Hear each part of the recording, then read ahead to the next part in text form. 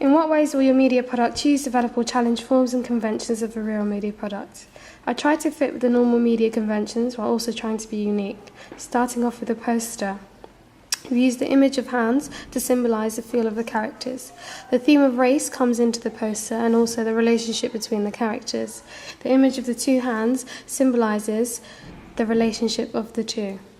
The poster uses the forms and the conventions of a real media product by using an image, title and also having credits. The poster has developed the conventions of a real media product by focusing only on one part of the body, the hands, as they in some way indicate the relationship of the two characters.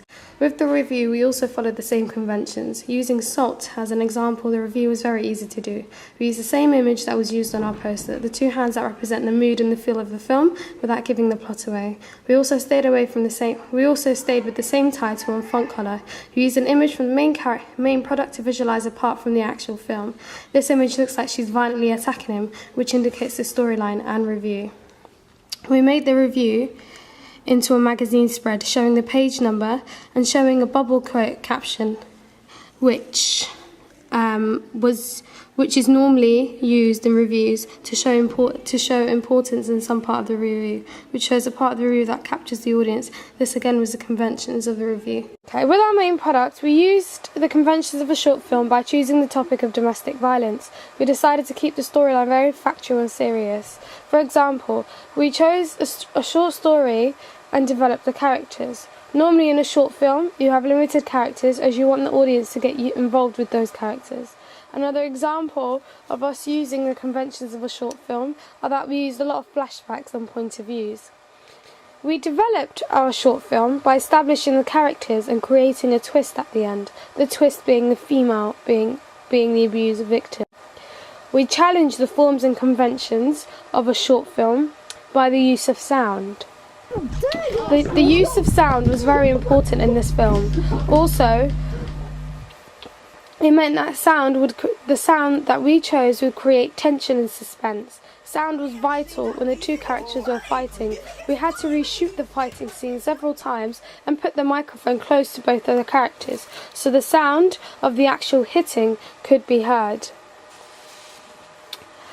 We put the volume up of the sound to intensify the tension created. We also reused the audio of the two characters talking and used this to the best of our ability during the times they were arguing. We copied and pasted the sound into the next scene, so it seemed like the arguing was following the character.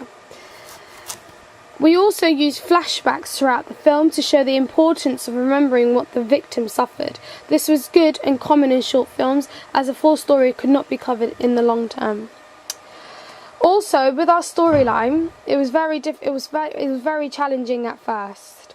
At first, we wanted to stick with the domestic violence story. We wanted to make it comical in some way, and create drama and realism at the end by showing that domestic violence is a very serious topic. However, we didn't know how to portray this in our short film in the space of 5 minutes, and decided to give the topic of domestic violence its due rights and to keep the short film very serious.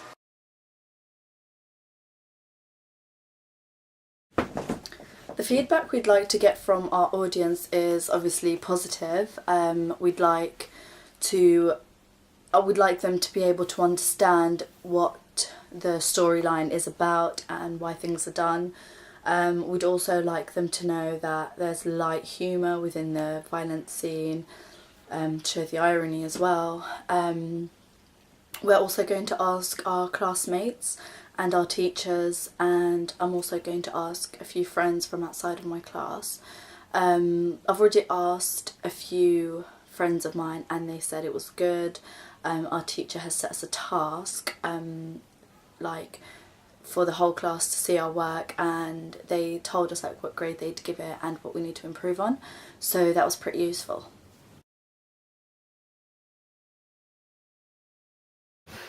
The short film was really good because the camera shots were really put together, and it focused more on I don't know, it went well with the theme of domestic abuse. like the edit, especially of the ending part, when he kind of flips. Then after that, I think the editing's really good. It uses a lot of the conventions of a short film in that it's kind of slow pace and then it builds up towards the end. And it has a twist as well.